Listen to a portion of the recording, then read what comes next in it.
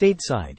Biden facing increasingly challenging issues as elections near U.S. President Joe Biden's life and job just got a whole lot more complicated and fraught this week, and on top of that, his stubbornly low popularity ratings in recent months have offered little consolation that he will be rewarded next year with another term in office. And Biden's continuing reluctance to hold regular press conferences with the mainstream White House press corps have not made things better. Most Washington reporters and their editors have become resigned to the fact that Biden sees little to gain from exposing himself to unscripted questions from them. It has been very rare indeed for Biden to hold an actual press conference where reporters can raise uncomfortable questions and issues. In fact, the New York Times has reported that, in the 100 years since Calvin Coolidge took office, only Richard Nixon and Ronald Reagan held as few news conferences each year as the current occupant of the Oval Office. Biden's record as president is starting to make Donald Trump look like a great communicator with the mainstream U.S. press. And since Trump was and is still despised by centrist and leftist journalists and their publications, this is a record not easy for Biden to emulate. Time equals 400 ms. Greater than in that context. If you're Biden this morning, here are some of the big issues on your mind. First, there's the U.S.-Mexican border. What a mess. When Biden managed to knock Trump out of the presidential saddle 3 years ago, people around the world looked forward to a rationalization of American immigration policy that would cancel the callous, often inhumane treatment at the American border for Central American and other would-be immigrants seeking a better life for themselves and their families as a potential part of the world's biggest economy. Campaigning in the 2020 election season had led most observers to anticipate that the American government under the current administration would devise a sensible border policy that would eliminate the Trump administration's cruelty without sacrificing the essential sanctity of the southern U.S. border. Instead, U.S. border protections have been overwhelmed by the massive pent-up demand for passage into the U.S. that steadily rose during Trump's 4 years in office.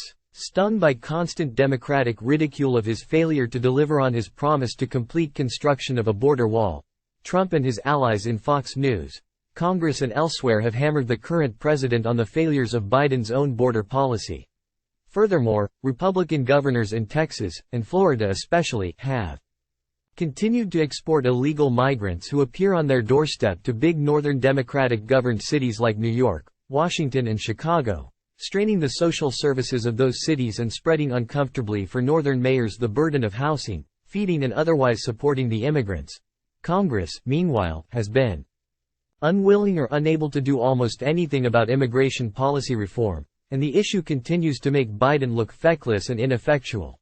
And to underline the seriousness of the situation behind the lurid headlines, the reality persists that the U.S. economic engine absolutely needs migrant labor. The New York Times Magazine reported the following views recently on this subject. American consumers benefit from these migrants every time they find exceptionally inexpensive ways to get their lawns cut, their bathrooms cleaned, their houses built, their apples picked, their nails painted and their young and old cared for. The prices we pay for these services have been subsidized for generations by transnational migrants. To cite 2 relevant examples, economists at Texas A&M University have concluded that if immigrant labor were eliminated from the dairy industry, the retail price of milk would nearly double. More recently in Florida, construction projects stalled and their costs rose after the state passed new laws targeting undocumented residents. Furthermore, many economists say that recent migrants have also blunted the worst effects of post-pandemic inflation. This should sound familiar. Think about the services provided to many of us in the Bahamas and to our economy by Haitian, Jamaican and other migrants. But also consider the intermittent political flashpoint their presence in our society represents. Like our own leaders, Biden must keep an eye on this issue. He also needs to find and promote a rational immigration policy for the U.S. to follow. Next, there is the question of how to push Ukraine across the finish line in its existential fight with Russia. Biden's gradual, inexorable ramp-up of arms and ammunition deliveries to Kyiv has been accelerating at a swifter pace in recent months. But battlefield results don't reflect the increasing American and Western support for Ukrainian President Volodymyr Zelensky and his government. Meantime, it looks in Washington like Biden will face increasing resistance on aid to Ukraine from Republicans in the House of Representatives. No matter whom the Republicans eventually elect to succeed the deposed Kevin McCarthy as Speaker, voices opposing Ukraine assistance seem certain to get louder. But Biden is obviously just as determined to see Ukraine survive as an independent nation and virtually certain future NATO member as is Vladimir Putin to see his southwestern neighbor restored to its Cold War-era status as subservient to an expansive Russia. And it must seem to Biden that Putin's strategy might succeed. That strategy seems centered on pursuing a war of attrition while Putin awaits the return of Trump to the White House or a weakening of American and Western European commitment to Ukraine, or both.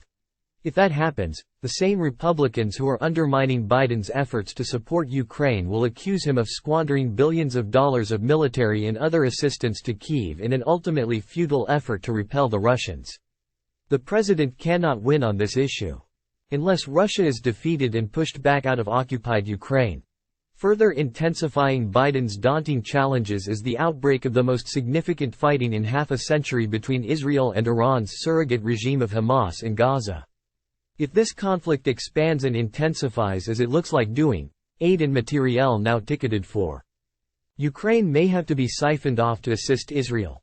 Biden must even wonder if Iran, resolute foes of the Great Satan, that their leaders call America, has orchestrated this Hamas-led attack on Israel precisely to assist their temporary allies in the Kremlin, while at the same time sabotaging a promising diplomatic effort to fashion a Saudi Arabian détente with Israel.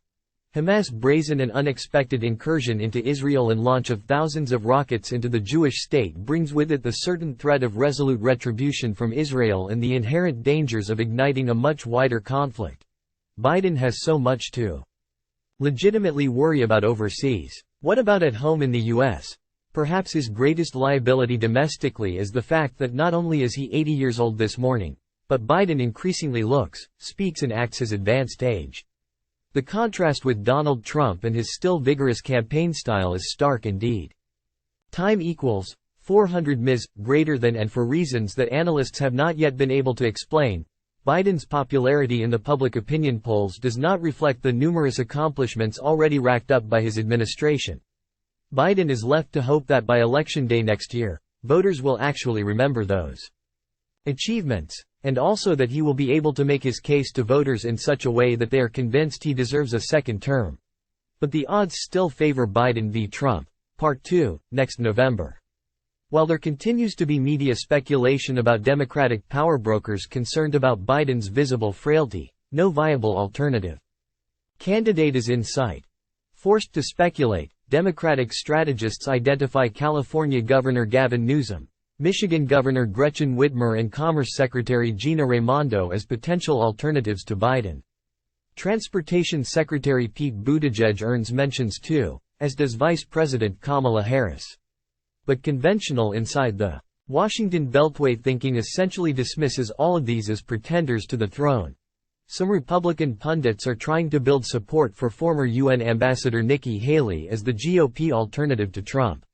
But the former South Carolina governor still trails far behind Trump, and it's difficult to imagine that Trump's MAGA base would desert him in favor of an uppity, immigrant woman.